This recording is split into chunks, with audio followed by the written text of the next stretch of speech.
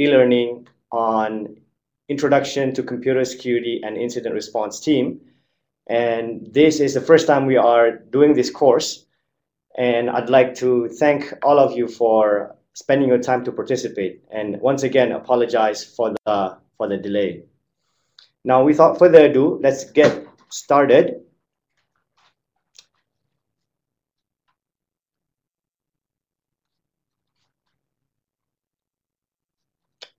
Okay, let's get started.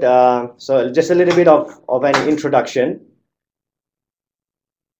So the presenter today is Adli Wahid. That's myself. I think you can see me on the screen. And I am currently a security specialist at APNIC. And what I do is basically getting involved in a lot of our security outreach programs in terms of getting people to do security best practices. I'm quite involved in helping organizations to establish computer security and incident response team. And I do some research on honeynets and malware analysis and so on. I blog from time to time, so if you have the time after this, you can check out APNIC's blog, and you'll find some posting about security and some security happenings from myself. And you can also contact me through my email, adli@apnic.net. Now, before we get started, I just have to do two quick reminders. One is that we are going to have a survey at the end of this class. So I hope that you will take a bit of your time to do the survey so that we can get some feedback on the content and the overall presentation of this particular topic. And because this is an e-learning platform and it's kind of weird as well for me speaking in front of a camera, if we need to interact with one another, feel free to type in the chat box.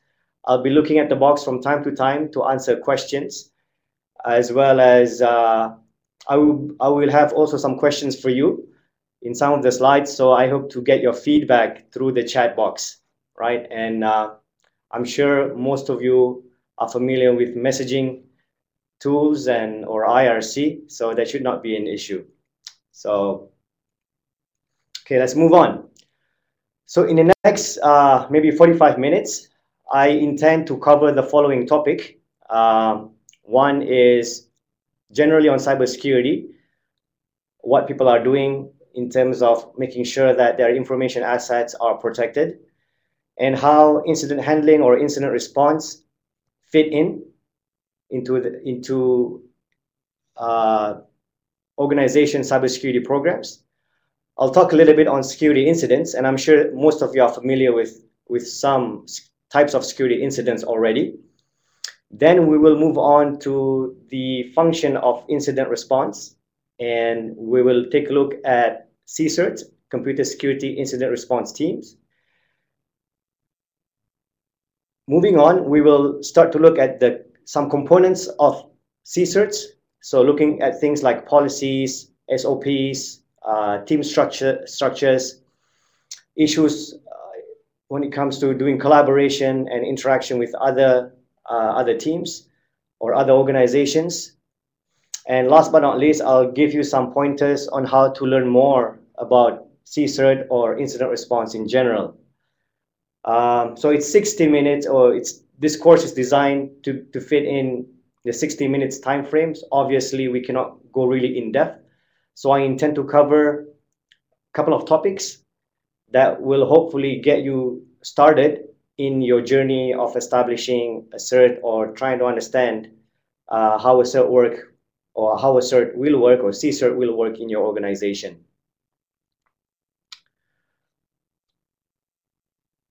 Okay, so first topic is on cybersecurity in a nutshell. So cybersecurity is a hot topic these days, and most organizations, and I'm sure including your own organization, is doing a lot in this space.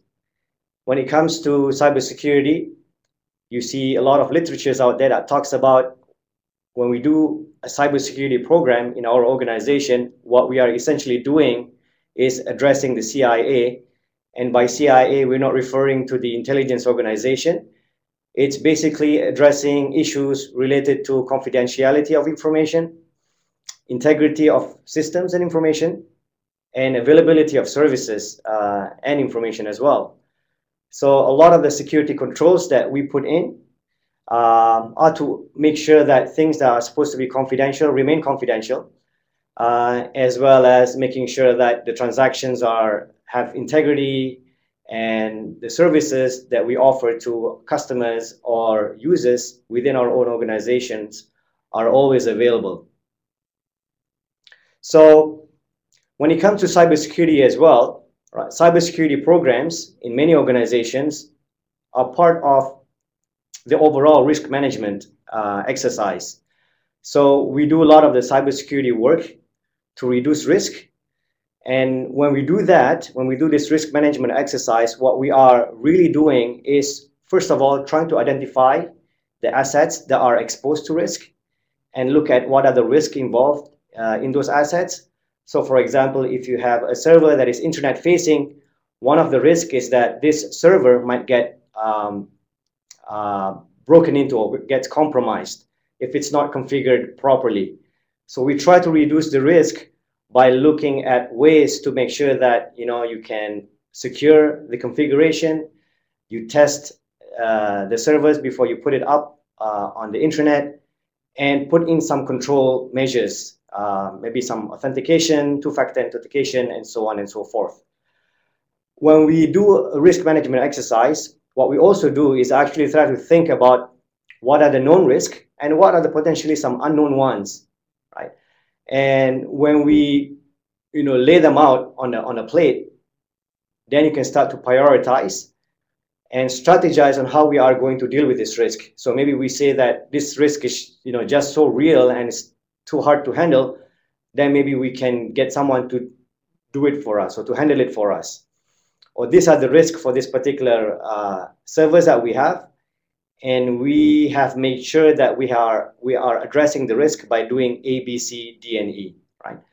So part of risk management is also trying to reduce the effect that an incident could cause to an organization. So things can happen, incidents can occur, and so how then would you limit the damage of a particular incident, right? So that is part of the risk management thinking as well. So in most organizations, people develop cybersecurity programs, and in this program, it has different components, from actually doing the assessment to maybe some user awareness campaign to make sure that everybody is understand what is going on and what is required. Next, people look at the types of controls that must be in place to protect the information assets. So for example, you put some protection on the network, you put some protection on the host, you put some protection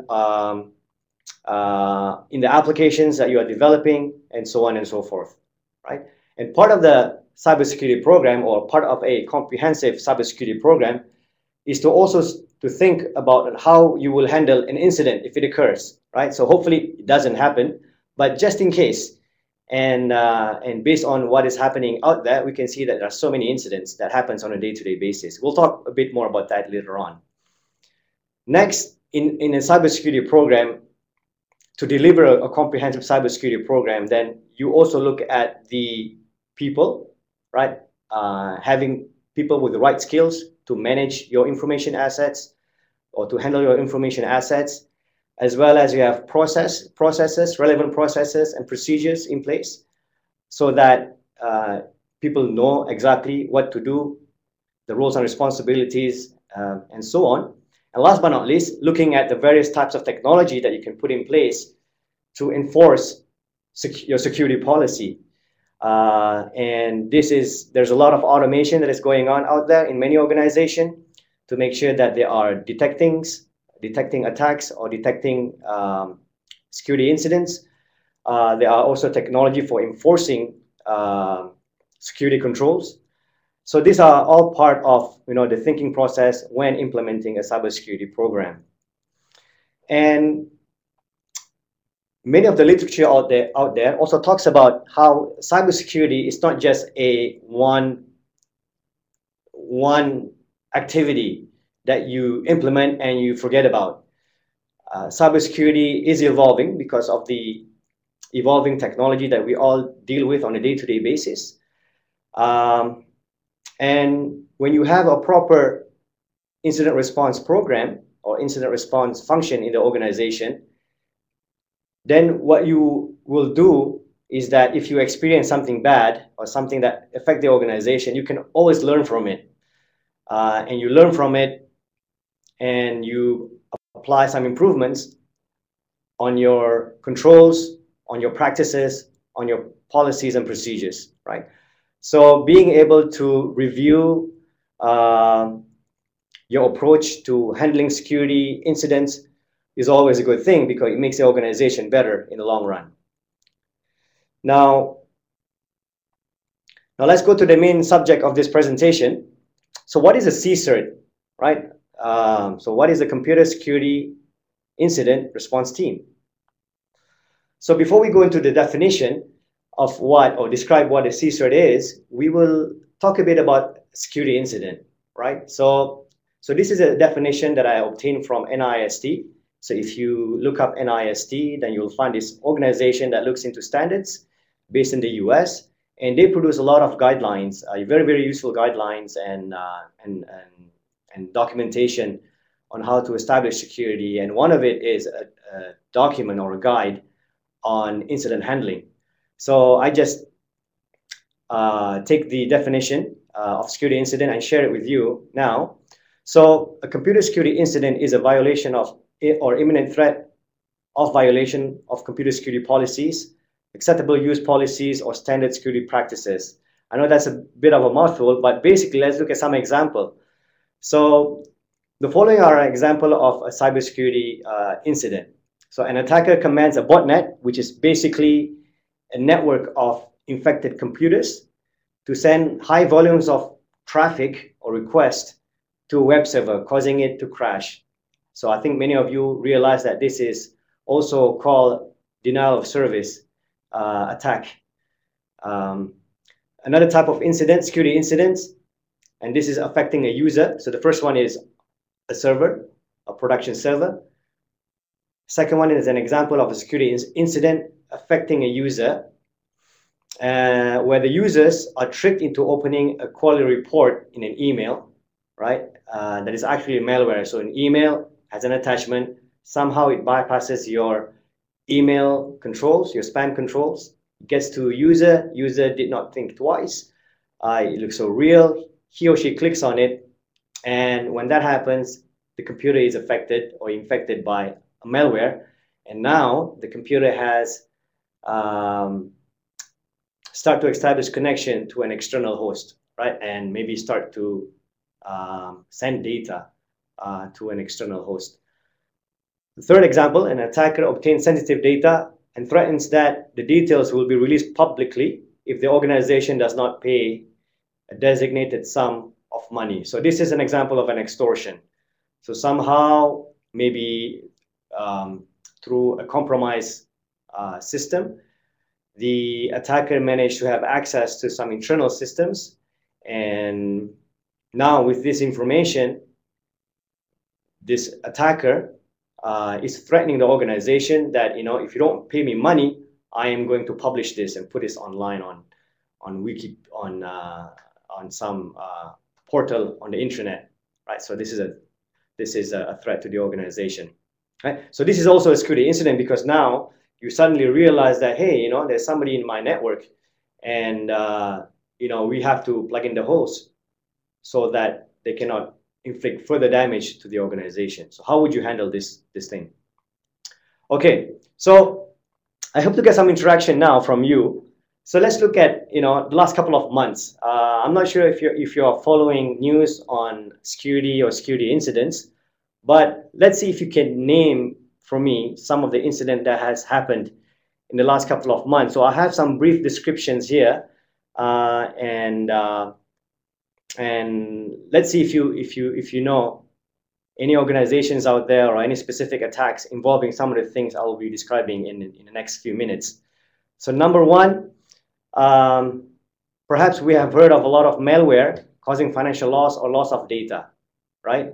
So if you have time, maybe you can look up one type of malware called point of sales malware or POS malware that is infecting the point of sales, the consoles, when you pay money at the supermarket. So those consoles are being infected by malware, and now it is stealing information related to credit cards and so on and so forth, right? So it is affecting businesses, and it's causing financial loss because now that information is being used or abused to buy things in an unauthorized manner. A lot of you have heard of banking Trojans, right? So these are malware specifically designed to steal information about banking customers and use that information to then access the account in an unauthorized manner and do transactions. And there are a couple of those. If you know some names of banking Trojans, please type them in the chat box so that others can benefit as well, right? I know a couple, but I think some of you know some, or you can share it with the rest of the participant. What about malware that ask for money? In our previous slide, we mentioned about an incident where the attacker is managed to acquire some information from the organization, now asking for money, right? So there's a malware out there, and I have a screenshot of it. You probably can see the name of the malware if you look closely at the picture. And this particular malware encrypts the hard disk. And if users would like to decrypt the hard disk, right? So once the hard disk is encrypted, then you have no access to the information anymore. You will have to pay some money, right? So this is real, and this is happening.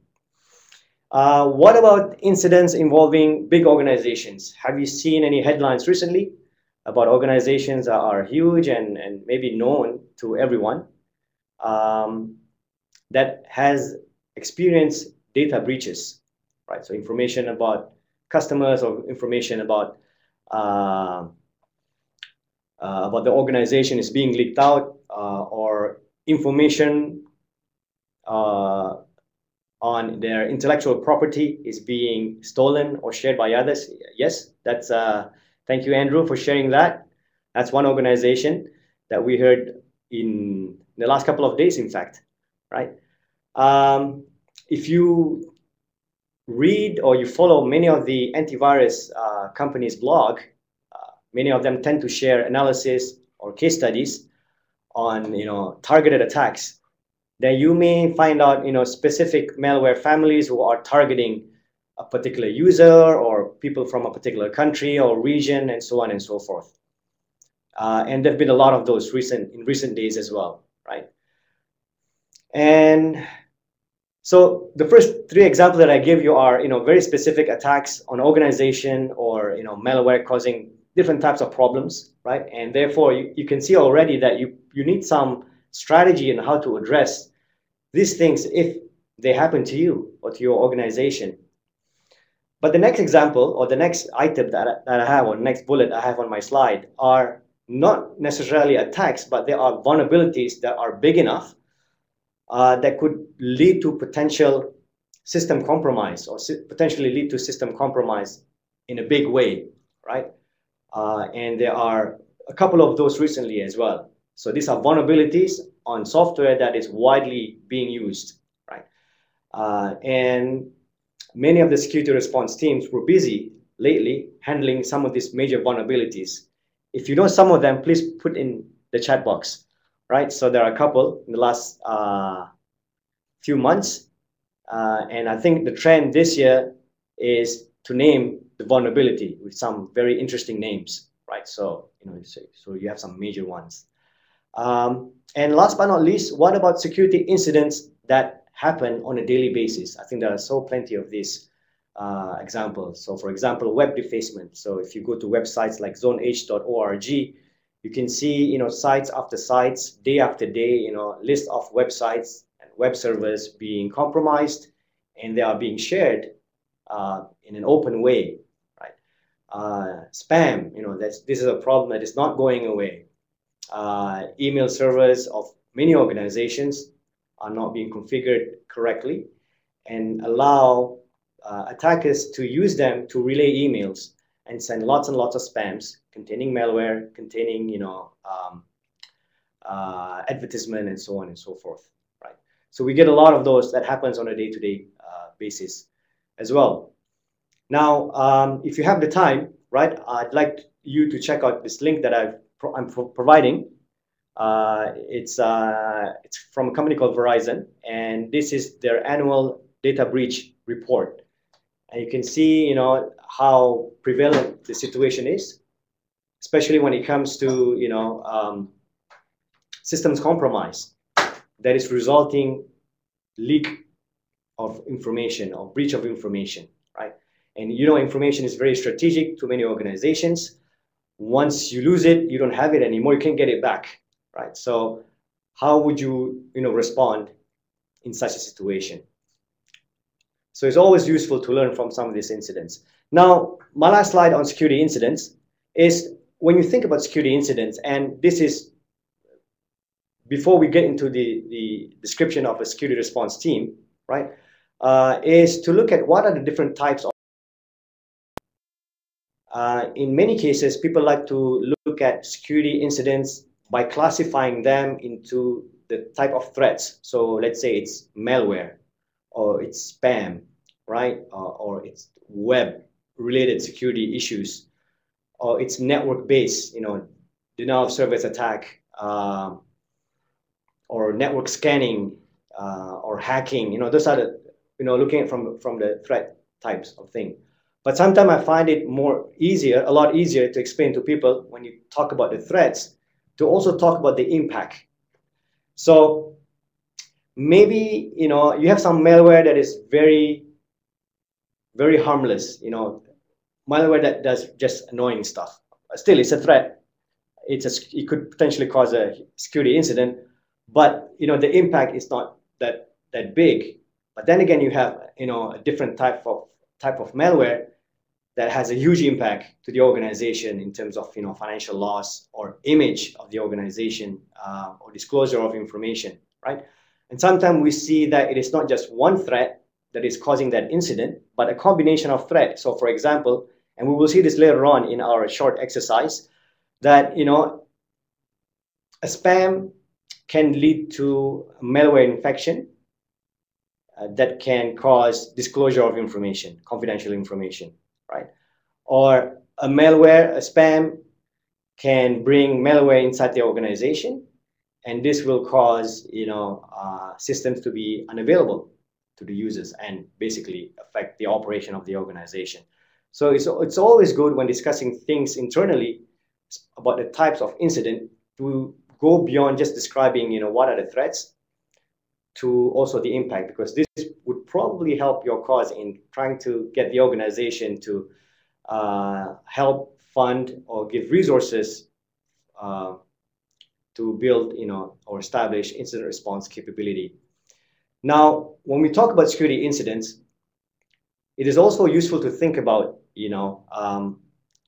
the motives or actors that might be behind some of these attacks.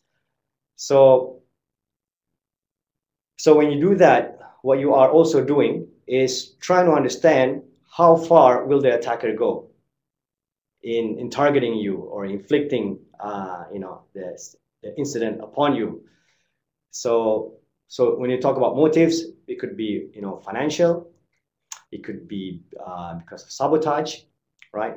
Or it could be, for some of the things.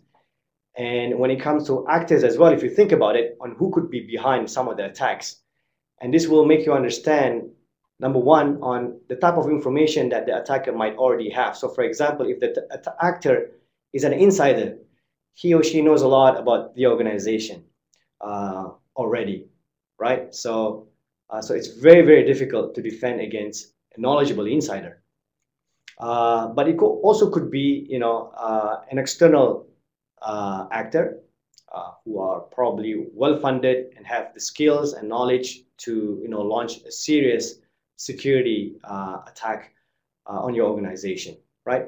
And therefore, if you experience some of these incidents by a very sophisticated actor, then you probably need to do a bit more, because they could probably inflict a lot of damage on the organization if you don't manage it well.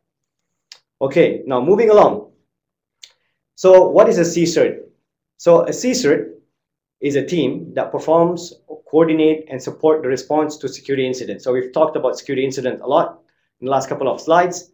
Now, so if an incident happened to the organization, then you need to respond to it. So somebody needs to do this, right? So,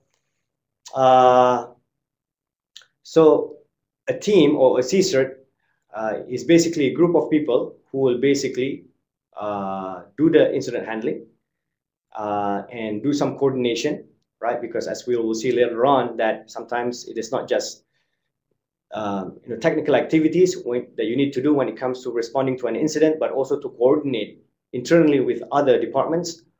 And sometimes also you need to talk to other organizations outside, out there. And a CSERT must react to the reported security incident. So this also entails that the CSERT must be available or contactable in the first place, and people know who to talk to or who to report to when there is a security incident inside the organization or from the outside, as we will see later on, right? And the CSERT, you can see the word constituency here, right? The CSERT responds to a constituent, right? So to a community, basically. And we'll talk about this in the next slide. And the constituency basically defines, the scope of work of the CSERT and what activities that the CSERT is engaged in. And I highlight the word T here to show that, it is often an organization. So we are talking not just about capabilities, because in some standards, some guideline, they say that you must have incident response capabilities. But to do this, right, there's a lot of work to be done basically by when you do incident response or incident handling. So you sometimes need a small organization to do this, right? One or two people or more than that in some cases. Okay, so constituency.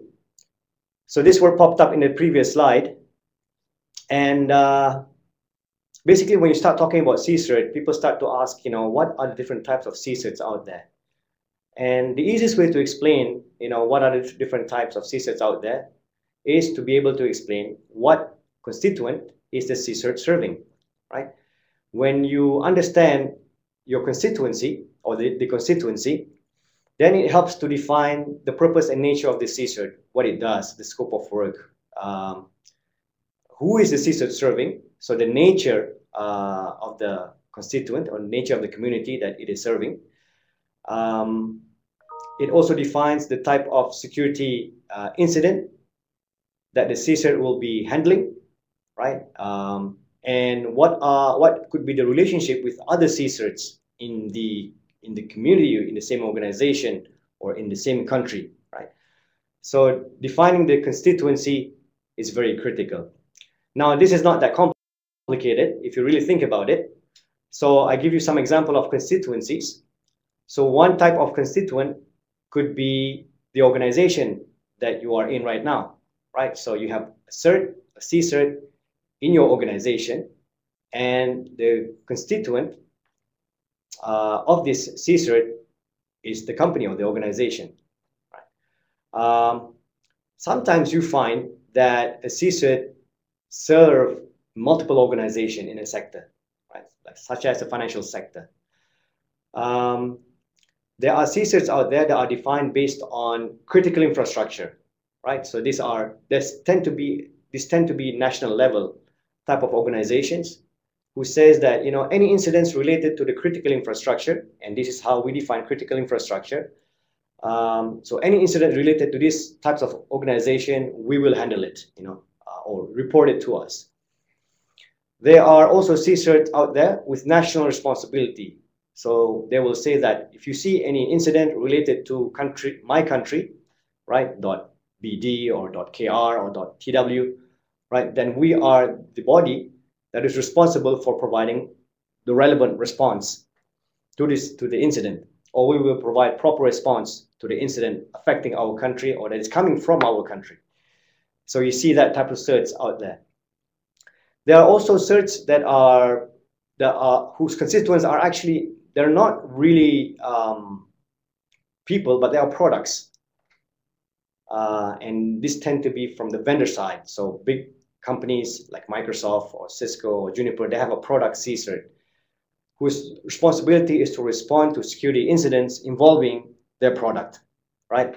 And they will do the relevant thing internally to talk to the development folks, to the other people in the organization to respond to a vulnerability or security incident caused by their products.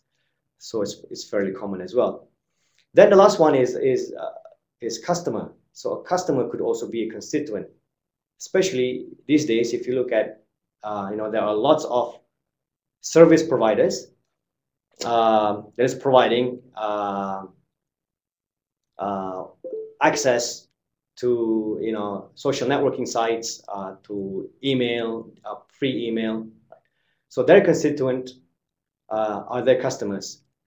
So if you have an issue or security incident in, let's say, a very popular social networking site like Facebook or Twitter, then they will have their own security response team to respond to those incidents and take action and coordinate internally on how to fix vulnerabilities or problems caused by users or problems targeting users of their service. So those are some of the examples. And sometimes you will find, like in practice, that constituencies tend to overlap, and this is fine, right? As long as you have some form of coordination. Of course, if you have an incident inside an organization or inside an enterprise, it is up to the organization how they want to handle it. But sometimes an incident can be of a national security issue, or it could be of cybercrime in nature, where now the law enforcement is involved, right? So there might be some cross-organization information sharing required, or cross-organization reporting required. And when it comes to the internet or incident that happens on the internet, sometimes it's just so hard to know everyone or to get the assistance of people when it is needed. So there's also this concept of the CSERT of the last resort. So let's say I'm experiencing a security incident, and a lot of the things that I'm seeing is coming from this particular ISPs in a country that I know nobody, right? So I cannot reach anyone in that organization to basically stop the attack or handle this particular incident for me. But I know that there's a national CERT, or there's a CERT with national responsibility. Perhaps I can contact them, and they can basically, through their connections or through their networks, liaise with the relevant organization and relevant people in that ISP, and I can get the assistance, right? So there's also that concept of CSERT last resort, that is basically saying that if you can't find any contact in this location, then just let us know and we will do the coordination for you. Okay, so next slide talks about the different types of CSERT. We have looked at this earlier, right? So here there are some examples, so you can have a look at this later on. And in this particular case, I've given some examples of actual names of CSERT, and you can look it up as well after this presentation. So why do we need a CSERT? So I guess it is obvious right now that why we need a CSERT. The first is because we need to be able to handle security incidents effectively and systematically. And in some ways, this provides an assurance to customers or stakeholders that we have done our best in protecting, in preparing for an attack. And if it happens, we have procedures to handle them as well, right? And this will help in mitigating loss or damages, right? When we have a CSERT, there's always a point of contact for reporting security incidents. This contact is available 24/7, for example. And there are various channels for getting to this point of contact. Having a CSERT also helps to show that you have governance in place, because in some cases, or in most cases, the team or the incident response teams is not really part of IT, right? So somebody is basically making sure that, you know, first of all, the incident is being handled properly, and that proper action is being taken to make sure that the incident doesn't occur in the future. Many of the security best practices out there, or guidelines, or cybersecurity framework, talks about the importance of CSERT. We've mentioned this earlier, right? And in some countries in this region, having a CSERT or a CERT capability is also part of compliance with laws and regulation, right? We mentioned earlier that, you know, with the CSERT, you know, with somebody handling the incident and somebody properly documenting what happened and how to prevent this from happening in the future, you can improve security over time. And when you have a dedicated team to do this, then you can really dedicate resources for different type of services or human resources or talents that you need to be part of that team.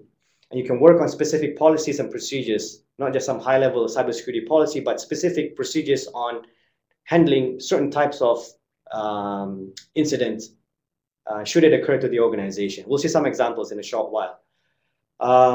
Tools, right? There are dedicated tools for doing some of the CERT work. So if you have a team, you know, they can basically look into how to maximize the usage of these tools to make incident handling more effective. Now, I'll just give you some example. If you are a resource holder with APNIC, then it is required to have an IRT object. So this is an incident response team object, which is basically telling people that should there be a, you know, an incident involving not the network that I own or the network that I hold, then this is, you know, the point of contact. But then again, you know, we're saying that, you know, it's not just an email here, but it's also, you know, procedures, policies, strategies in place to make sure that you know how to handle that incident if somebody contacts you about an incident. Now, the next segment of this presentation is looking at the various components of a CSERT. So there are many things to think about if you want to establish a CSERT. So I will highlight some of them. The first things are policies and SOPs. So we are talking about specific policies on incident handling. And why do we need a specific policies or SOP on incident handling? So first of all, you need to define what are security incidents to you, right? So that must be, you know, must be defined and clearly communicated across the organization. If this happens, then we consider this a security incident, and this is how we are going to handle it, right? When you have security policy or SOPs, you are also defining the scope of work of this particular team. So, for example, you know, we will handle this as long as there is no need to communicate with law enforcement, for example, right? But once the law enforcement comes in, you know, we don't look at it anymore, or now it is passed on officially to the law enforcement agencies. So this is just an example. So you define scope, or this is our work, which is to respond to a security incident. We will, you know, liaise with the ISPs. We will liaise with the upstream provider. We will talk to the external party, but fixing it is the role of the IT department. So that's basically defining the scope, the roles, and responsibilities, and who does what. Policies is sometimes very important when it comes to CSERTs. Because in a lot of cases, you have to share information with other organizations or with other departments internally, right? And you must know that in many of the security incidents, a lot of information could be highly sensitive, and therefore you must clearly define, you know, what are your policies in terms of information sharing, number one, and number two, how are you going to share this information with others? Maybe you need to encrypt it. And while this information is, you know, is with me, how do I keep it, you know, to make sure that it doesn't, you know, others will not have access to it or learn about it. And suddenly, you discover that, a major incident inside the organization, one of the employees is blogging or tweeting about it on the internet. So those are the things that you have to think about as well. And the SOPs are very important in ensuring that you know exactly what to do in a security incident, so that you don't miss a step, right? That you have everything covered for your analysis and so on, right? So this includes, SOP in dealing with different types of incidents, maybe forms or templates for reporting the required information before you can actually do something, and processes involved in making sure that this incident is actually your incident and not someone else's, before you push the panic button and so on. And also things like how to reach you outside office hours. As we all know, that security incidents may happen, any day of the week or any time of the day. So people who are reporting security incident must know how to reach you, especially when it comes to very critical incident. Sometimes incidents could become a crisis, and at that point, you may you may have to, kickstart crisis management procedures as well. So things like escalation internally or externally, if you're reporting to a regulator or some organizations out there, and sometimes dealing with the media and the press. What do you tell them? How do you speak to them? And at the same time, trying to protect the image of your organization. So as you can see now, some of the stuff are not so technical anymore, because it involves, preserving the image of the organization, making sure that you will not be embarrassed or you will not become, tomorrow's headline. And when you start doing policies and SOPs, you are actually doing an exercise to learn about, expectations. If you are under attack and the traffic is coming from ISPs all over the world, what is the realistic expectation if you request them to stop the attack? Will they do it immediately? Will it take 3 hours, 6 hours? And if it does take that long, what will you do in the meantime? So this exercise is actually very useful for the organization to be very realistic and think about the scenarios that is required, or things that are required when you are experiencing an attack. Now I'm going to cover quickly on incident response team structure, right? So there are multiple ways of doing this. If you look out there, there are different types of CSeries with different shapes and sizes and different roles and responsibility, and there are basically different type of team models, right? So it could be a centralized team, right, on its own, for example, and everybody reports security incidents to it, or it has access to some of the security controls devices or tools, and it can basically take action by itself without waiting for somebody to manually report an incident. In some big organization covering multiple geographic locations, there might be different teams with different constituencies, and somehow they are being coordinated at some level, so that there is no redundancies and so on. There could be teams that only does coordination, and these tend to be the type of teams that provide advisories and so on and so forth, right? So different team model. I'm just sharing with you here that there are different ways of doing this inside an organization or for serving a particular constituencies. Now, what is most important is that if you have a team, then there are basically 3 basic functions, right, for incident response. If you want to do more, you can. Of course, we'll talk about this in the next few slides. But there are 3 things that you really need to do, basically, and this basically will take up a lot of your time. One is handling incident reporting or incident reports, either from internally or externally, right? The next is doing the incident analysis. So you need somebody to actually look at the incident and do some analysis to understand what is really happening, what needs to be done, what is the impact to the organization, are there patterns that are recognizable. Maybe the incident analysis group will also reach out to the vendors or to other security teams if they are seeing the same thing, and so on. And last but not least is to actually do the incident response work, right? And this is, how do we contain this? How do we eradicate this problem from reoccurring? and perhaps how do we recover from this, right? And of course, part of that as well is to look at the post-incident activities, lessons learned, recommendations, making sure that this will not happen again in the near future. Now, when you think about this, right? When you think about the team structure of an incident response team, then one of the most frequently asked questions is, how many people do you really need in a team, right? So does anyone have any answer for that? If people ask you, how many people do you really need to run a CERT or a CSeries? Okay.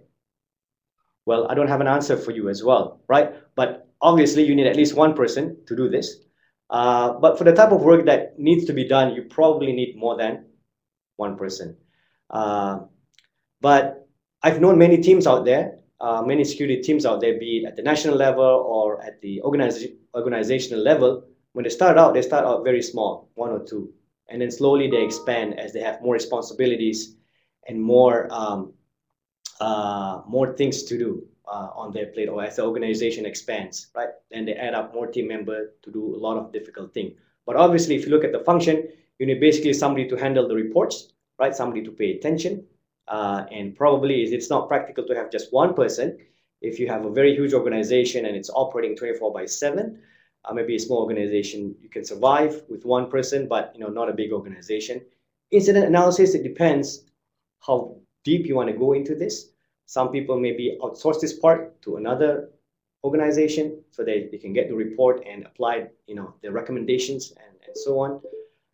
But of course, the third part, incident response, you probably need somebody internal to help you coordinate and monitor the progress of these things. Okay, so what else can a CERT do or CSeries do? So typically, the core activity of a CSeries is to do incident handling and response. But of course, a lot of the CSeries out there do provide some other services as well. And this is because you don't have incidents on a day-to-day basis. Well, hopefully you don't have incidents on a day-to-day basis. But things like advisory distribution, keeping track of threats, understanding what is out there, maybe relating the advisories that are populating the internet space to relate it to what could potentially happen in your own organization. So if you see critical vulnerability in a particular software and you know that this particular software is widely used in my organization, maybe I should warn the relevant folks, right, to keep an eye on certain things. Education and awareness is also another thing, right? You need to promote best practices among the users to reduce the probability of getting an incident in the first place. So that's always useful, especially if you have case studies on how things failed in the past. You can share it with users. This is what we did in the past, and we got hit by this particular attack, and we went down for a few days. Let's not do this again. So you can do that type of thing. Improving the policies and SOPs, and also to do information sharing. There's a lot of activities that happens on a day-to-day basis between the CSeries, or in trusted groups, where they share information about the latest threats, share data on findings. I mean, these are information that is not confidential to the organization, but for common interest. And you can think of some other services as well that could be provided by the CSeries. Now, quickly on the tools and facilities. So this is also an important element if you have an incident response team. I would like to mention that generally you have two categories of tools. One is the type of tools that you need for managing incidents and the reports and producing reports. And the other ones are tools that you need for performing the analysis, right? And of course, you need some facilities as well, for people who are running the CSeries. So looking at how you handle managing incidents that are being reported, right? So you must have some ways of getting the reports. So depending on how you are going to get people to report incidents, maybe through email, through fax, or through the phone, or through some web form, you must have some tool that will basically take the same, process it, and deliver it to the incident responder. right? And you would want to also be able to track the status of this report, and do some initial analysis on it, and maybe it has some features that will allow you to easily map your procedures uh, to the function of the system, so that it would probably can escalate the incident if it's not being responded within, let's say, 1 day for a particular type of incident, right? And on top of that, maybe this tool will be able to handle encryption, because sometimes people, when they share information with you, they would like to make sure that it is confidential, for your eyes only type of thing, right? So that's one category of tool, right? Sounds like a ticketing system. It could be that, but it could also be more than that as well, right? So just keep in mind that you need something to manage incidents that you are handling, and of course, to do the reporting afterwards. The next is tools related to doing the actual analysis. So if your team is performing this, and you have people in the organization that can really go in depth and do analysis or do forensics, then you definitely need more tools to support that kind of work. So tools for analyzing logs, for instance, the binaries, malware samples, network traffic. Sometimes, and in some organizations, the CSeries have their own labs because they want to test, the malware, for instance, or to simulate the attack, to learn more about it, right? So they need different sets of equipments.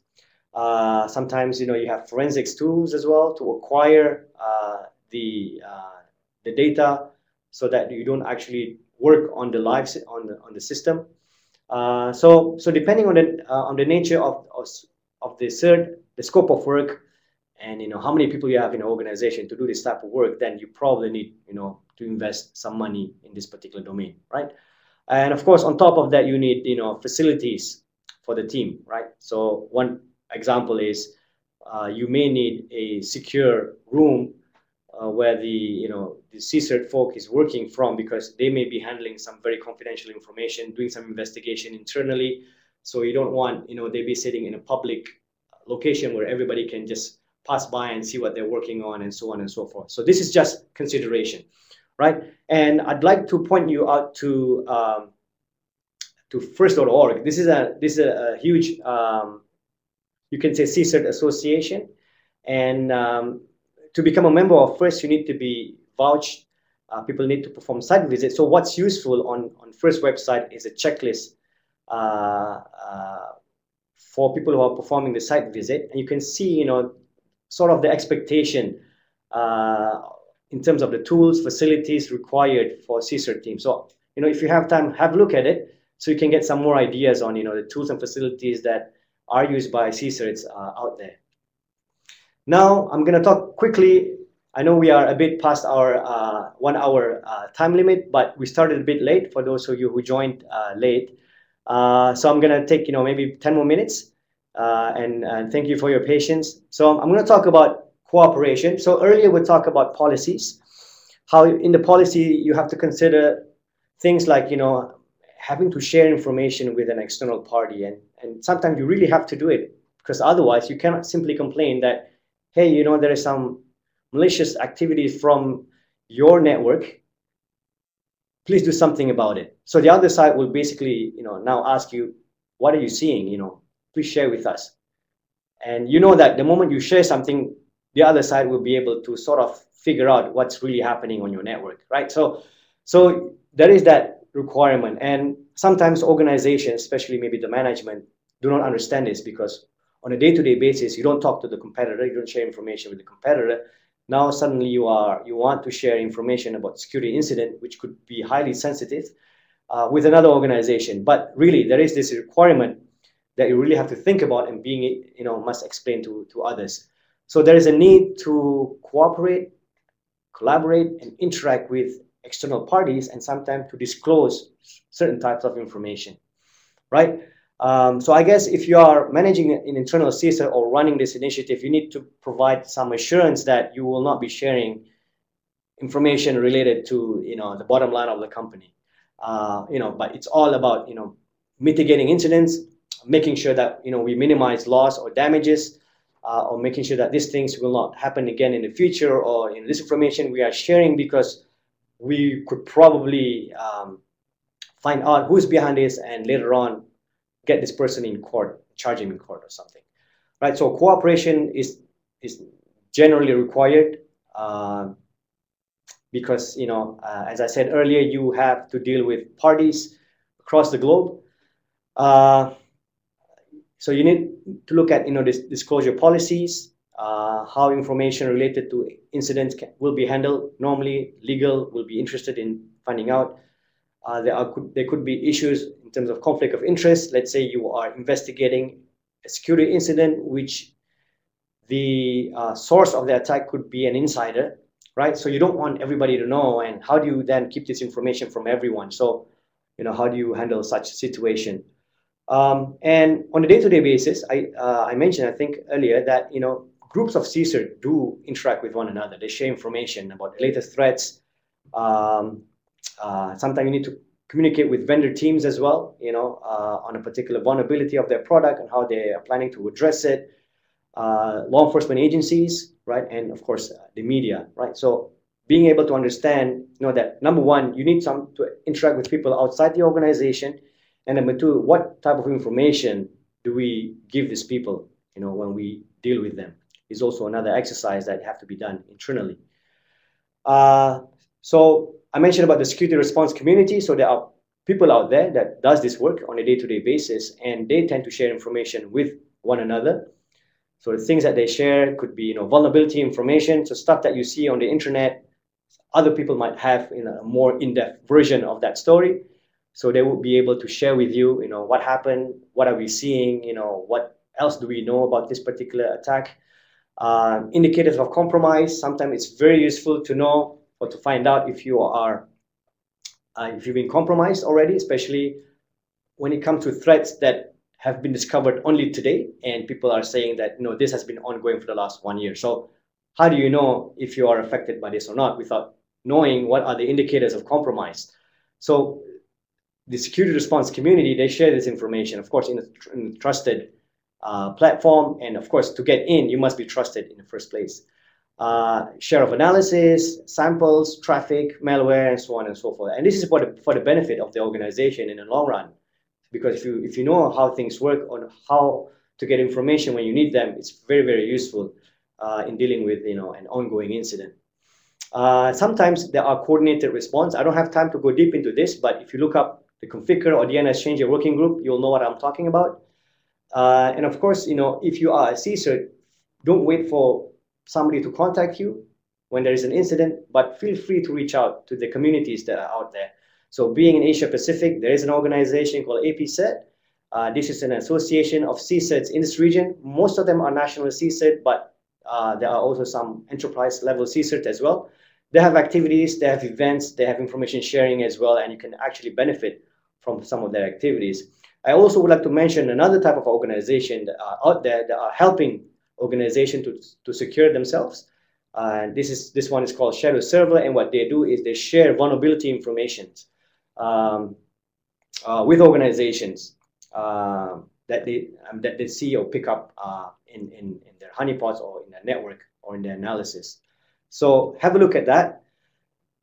Before we go into the final few slides, I want to talk a bit about the cost of operating a CSER, right? So this is probably something that a lot of people want to ask. So how much money do you need to run a CSER? To be honest with you, I don't have the answer, or the answer could be it depends, right? So, but one thing, if you are doing this internally, you know that some of the incident response capability is already being handled, as part of the cybersecurity programs, right? So it's, there's some money there already, probably, right?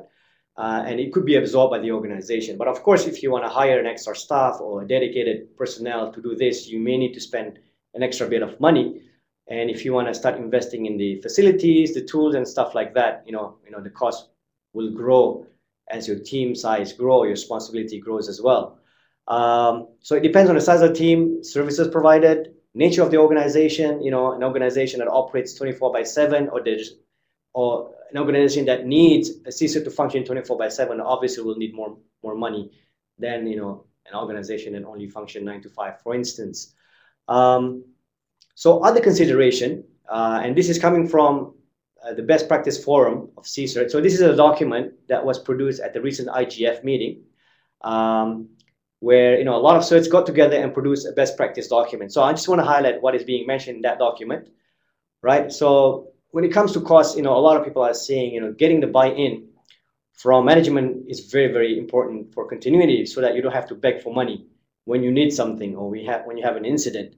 And this is because sometimes you don't experience a security incident, right? So people might wonder, all this money that we spend on building this CSER team, we don't see any incidents. So we are going to take, our money back and invest it elsewhere, right? So getting that management to buy in, to really understand, that first of all, you don't expect to have security incident on a day-to-day basis, but this function is very, very important. Capacity development is also basically another items on the cost checklist, and this is in terms of training. So just to give an example, in the last couple of years, a few years ago, maybe if you have knowledge on computers, servers, operating systems like Linux or Windows, it is sufficient because this is what you have internally. But these days, you probably have to also serve users that are using mobile devices. So you need some knowledge on, for instance, Android, or some mobile operating system. In terms of technology, it's evolving. Perhaps in the future, then you need to have people who are knowledgeable in IPv6 if you're going to start deploying that. So capacity development is also a cost item. There are many training, for the people who are doing cert work out there, especially in for the specialist type of training, malware analysis, reverse engineering, web security, that type of training. It's out there, so it requires money as well if you want to send people to go for those trainings. Attending meeting is also another cost that have to be think about or reserved or allocated, because this is also where you will meet your counterparts. You can share information that would otherwise not be shared on the public space. So when you meet face to face, you gain that trust, and you can get some information sharing ongoing. But I think if you are worrying too much about cost, you talk to a lot of people who are running CSER or who have organized CSER in the past, they will probably advise you to start small and then grow the team as you get more and more responsibility. Now, I wanted to do a quick exercise, but I don't think we have that much time, but I will leave this slide with you. So basically what we are going to look at in the next few slides are some scenarios, right? So I've painted some scenarios, and these are actually coming either from a real incident or a real cybersecurity exercise that I've done in the past, right? So when you look at these scenarios, think about a few things. One is, how would you handle this incident in your organization? So this is also something useful for you to, after this session, talk to your team members, talk to your management. How do you prioritize the tasks required in some of these incidents? What kind of tools or skills are required to analyze the incidents? And if you need assistance, if you don't have the skills or knowledge to handle this type of incidents, who do you reach out to locally or globally? And if contacted by NVIDIA, what do you tell them? And what are some of the post-incident activities that you intend to do? So the first incident is a data breach incident. So so this is a quick example on the organization or the CEO of the organization received an email. He has a malicious attachment, right? And he opened it, or he or she opened it, and as a result of that, the malware get installed on the laptop, and now the malware is connecting to a command and control, which is located in a different location, and getting instructions. And one of the instructions is to send information out, or confidential information out to the internet, right? So how would you handle this type of incident if it occurs, right? And because many interesting elements here, right? One, confidential information has been leaked out. Number two, it's involving the CEO of the organization, some policy breaches there, perhaps, and there's malware inside the organization, right? Number two, another scenario, one day your IT or your network person received this email, and this is coming from somebody. Of course, you don't know who this person is, but it says your site is not working now because we attack your site. Actually, this comes from a real email that I've seen in the past. When your company will pay us, we will stop the attack. Contact director, do not lose clients. This is basically a DDoS threat. So they are asking for money. If you don't pay them money, then they will not. If you don't pay them money, then they will launch the attack and bring your website down. So how would you handle such a threat, right? And how would you handle DDoS attacks in general if it happens to you? Do you have strategies for that? Or will you be impacted by a DDoS attack if it happens? The last one is identity theft. So imagine your organization, somebody is sending email out in the name of your organization and asking customers or the users of your organization to share their credentials, right? And of course, the customers or the user will think that this comes from your organization, so they will give this information out. So there's four things here. One is, the actual spam that is going around. How do you stop that? How do you basically get the spammer to stop doing that? Or how do you notify the users that there is a spam now going with your name on it, and do not respond to it? Then there is a website that is being hosted somewhere, right? That looks exactly like your website and is asking for login and password.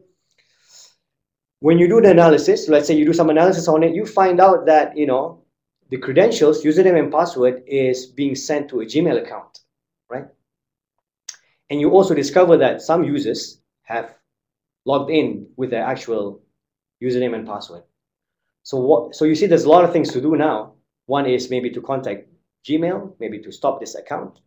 And number two, users who have shared their username and password, you need to be able to communicate with them quickly to get them, or to disable their password. So you may need to deal with another unit to freeze their account or suspend their account or reset their password and so on and so forth, right? But really, how would you do this? And try to imagine, how much time do you need to make sure that everything is done? And how do you measure whether or not you are successful, right, in addressing this particular incident? So those three incidents is for your own exercise and something to discuss, and look at some of the slides that I shared with you earlier, and try to see if some of the items there can fit into some of the discussion about the scenarios. Now, to conclude, I have some takeaways for you. So don't wait for a security incident. You can't wait for that to happen. You must start thinking about it. Number one, either to have incident response capabilities, and this is by reviewing whether or not you have things in place already. Think of some scenarios. Look at your policies and procedures.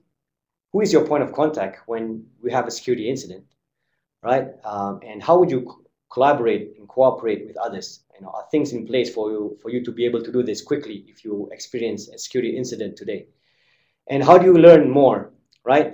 To get more information. So maybe consider looking at CSeries conferences and events. I provide a long list of reference in the next two slides. Best practice documents, guidelines, so you can go in depth on this particular topic. I would like to highlight as well that we have, with partnership with APNIC, we do a security track at our conferences, right? So if you would like to hear more about how CSeries works, issues that they're facing, feel free to check out our conference in March next year. So long list of references. I will not go through them, but a lot of the stuff that come from this slide are actually from the references. So please have a look at them. And I know we are really over time because we started a bit late. But if you have any questions, feel free to put them in the chat box. I will try to answer them. Or we can communicate offline afterwards. And before you go, please remember to fill up our feedback for this particular course so that we can improve it in the future and maybe add more interesting stuff to it or expand it to cover some other topics as well. And once you do the survey, you will get a link, or you will be redirected to the slides so you can download them. And If you somehow cannot download them, then feel free to email me, adli@apnic.net. And with that, I would like to thank you for your patience and thank you for your attention. And I hope you have learned something new today. And again, if you have questions, concerns, feel free to let me know. So thank you very much, everyone. Do you have any questions? All right. If not, then have a good day and have a good week. So see you soon. Thank you very much.